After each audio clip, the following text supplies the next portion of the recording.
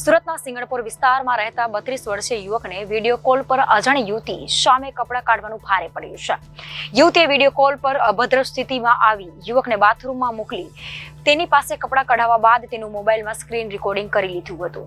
ત્યારબાદ આ અશ્લીલ video viral કરવાની ધમકી આપતા ₹5,56,000 પડાવ્યા હતા. ટોળકીએ વધુ પૈસાની માંગણી કરતા આખરે યુવકે ફરિયાદ નોંધાવી હતી. પોલીસે જે ખાતામાં રૂપિયા ગયા હતા તે યુપીના બેંક હોલ્ડર સહિત 2ની ધરપકડ કરી છે. ઘટનાની માસ્ટર માઇન્ડ મહિલા અને અન્ય યુવક હજી પણ પોલીસ પકડથી દૂર છે. સિંગણપુર ડબોલી રોડ વિસ્તારમાં રહેતો 32 વર્ષીય યુવક ઓનલાઈન સાયબર ક્રાઇમનો શિકાર બન્યો છે. યુવકને ગત તારીખ 13 ઓગસ્ટના રોજ સવારે અજાણ્યા નંબર પરથી ફોન આવ્યો હતો. ફોન કરનારી યુવતી પોતાની ઓળખ પૂજા શર્મા તરીકે આપી હતી અને વિડીયો કોલ પર અભદ્ર સ્થિતિમાં આવી યુવકને બાથરૂમમાં મોકલી આપી તેની પાસે પણ કપડાં ઉતારવાનું કહેતા તમામ કપડાં ઉતારી દીધા હતા. તે વખતે પૂજાએ મોબાઈલમાં સ્ક્રીન રેકોર્ડિંગ કરી લીધું હતું. વિડીયો મોકલી વાયરલ કરવાની ધમકી આપી હતી. ત્યારબાદ થોડી વારમાં સુનિલ દત્ત દુબે નામના યુવકે પોલીસ યુનિફોર્મ પર વિડીયો કોલ કરી પોતે ડીએસપી તરીકે ઓળખાણ આપી હતી અને સંજય સિંઘાણીયા નામના યુવકે યુટ્યુબમાંથી બોલતા હોવાની ઓળખ આપી વિડીયો વાયરલ કરવાની ધમકી આપી હતી. તેમજ વિડીયો ડિલીટ કરવાના બદલે રૂપિયાની માંગણી કરી હતી. યુવકે વિડીયો વાયરલ થશે તે બદનામીથી થવાના ડરથી ટુકડે ટુકડે ₹5,69,499 બેંક ખાતામાં ટ્રાન્સફર કર્યા હતા. આટલા પૈસા લીધા બાદ ટોળકી દ્વારા વધુ પૈસાની માંગણી કરવામાં આવી હતી. આખરે યુવકે આ મામલે ગત રોજ સાયબર ક્રાઇમમાં ફરિયાદ નોંધાવી હતી. સેક્સટોર્શન પ્રકારના જે સાયબર ફ્રોડ છે તેઓનું પ્રમાણ વધતું જઈ રહ્યું છે. જે અનુસંધાને સુરત સિટી પોલીસ વધુ સક્રિય રહીને આ પ્રકારના જે ગુનાઓમાં લોકો જે ભોગ બને છે તેને ન્યાય અપાવવા અનુસંધાને કડક કાર્યવાહીના ભાગરૂપે એક સુરતના જ એક ફરિયાદીને ઓનલાઈન ફેસબુક ઉપર એક અજાણી વ્યક્તિની મહિલાની ફ્રેન્ડ રિક્વેસ્ટ આવેલી. ફ્રેન્ડ રિક્વેસ્ટ આવ્યા બાદ તેઓની સાથે પ્રાથમિક ચેટ કર્યા બાદ તેઓને વિડીયો કોલમાં વાત કરવાનું લાલચ આપી. વિડીયો કોલમાં વાત કરીને જે સુરતના ફરિયાદી છે તેઓને બાથરૂમમાં લઈ જઈને વિવિધ વિડીયો કોલના જે વાત થયેલી હતી તેનું સ્ક્રીન રેકોર્ડિંગ કરવામાં આવેલું. સ્ક્રીન રેકોર્ડિંગ કર્યા બાદ તેઓને એક અજાણ્યા નંબર ઉપરથી કોલ આવેલો. કોલ આવીને એક પોલીસના યુનિફોર્મમાં એક વ્યક્તિએ તેઓને ધમકી આપી કે તેઓ વિરુદ્ધ જે કેસ થયેલો છે તેની આગળની કાર્યવાહી કરવાના ભાગરૂપે રિકવરી ધ્યાન રાખવામાં આવશે.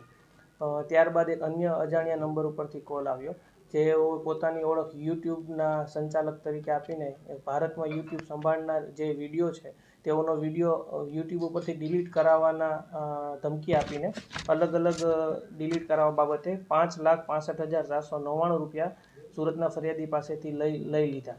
ત્યારબાદ સુરતના ફરિયાદીએ સુરત સિટી સાયબર ક્રાઇમ સેલનો સંપર્ક કરતા અનુસંધાને Surat city cyber crime police સ્ટેશનમાં ગુનો દાખલ કરવામાં આવેલો, જેમાં આઈપીસીની કલમ 384, 170, 171, 507, 120B તથા આઈટી એક્ટની કલમ 66C, 66D, 66E અને 67 અનુસંધાને ગુનો દાખલ કરીને આગળની તપાસ હાથ ધરવામાં આવેલી.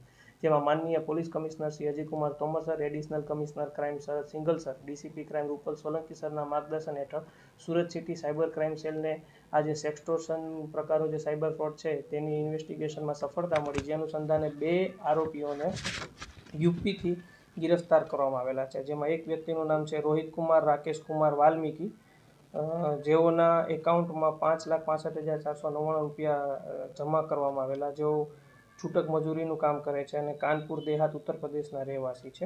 બીજા વ્યક્તિ છે સન્ની કુમાર અંતુ મદારી વાલ્મીકી, તેઓ પણ કાનપુર દેહાત ઉત્તર પ્રદેશના રહેવાસી છે. આ બંને આરોપીની ગિરફ્તારી કરીને આગળની તપાસ સુરત સિટી સાયબર ક્રાઇમ સેલે ધરી છે. જેમાં તે પણ ધ્યાન રાખવામાં આવશે કે આ જે આરોપીઓ છે તેના વિરુદ્ધ અન્ય પણ ભારતમાં જો કોઈ ગુના હશે તો જે લોકલ પોલીસનો સંપર્ક કરીને ગુના દાખલ કરાવવામાં આવશે. અને આ જે વ્યક્તિઓ છે તેઓ આ સિવાય સુરતમાં પણ જો કોઈ ફરિયાદી હશે તો તેઓને આઈડેન્ટિફાઈ કરીને આગળની કાર્યવાહી કરવામાં આવશે. સુરત સિટી સાયબર ક્રાઇમ સેલની નમ્ર અપીલ છે કે જ્યારે આજના યુગમાં સેક્સટોર્શન પ્રકારના સાયબર ફ્રોડ જે વધવા લાગ્યા છે તેઓનો ભોગ ન બનવા માટે બેઝિક અમુક ટિપ્સનું પાલન કરે.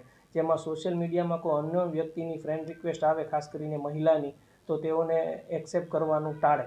તે સિવાય કોઈ અનનોન વ્યક્તિ વોટ્સએપના માધ્યમથી વિડીયો કોલ કરે તો તે વિડીયો કોલને એક્સેપ્ટ ન કરે. તથા પોતાની જે સોશિયલ મીડિયા પ્રોફાઇલ્સ છે તેને પ્રાઇવેટ અને લોક રાખે અને હંમેશા 2 ફેક્ટર ઓથેન્ટિકેશન રાખે. અને તો પણ જો કોઈ વ્યક્તિ સાયબર ક્રાઇમનો ભોગ બને તો તુરંત 1930 ડાયલ કરીને તેઓની કમ્પ્લેન દર્જ કરાવે અને તુરંત સુરતના નાગરિક હોય તો સુરત સિટી પોલીસ સ્ટેશનનો સંપર્ક કરે. ના, જે પ્રાથમિક દ્રષ્ટિએ જે જાણવા મળ્યું છે તેમાં તે કોઈ મહિલા ન હતી અને એક વિડીયો જે પ્રી રેકોર્ડેડ વિડીયો છે તેને અપલોડ કરીને તેના માધ્યમથી તેઓ વિડીયો કોલમાં વાત કરતા હતા. Reporter Hitesh Prajapati, Janadesh news, Surat.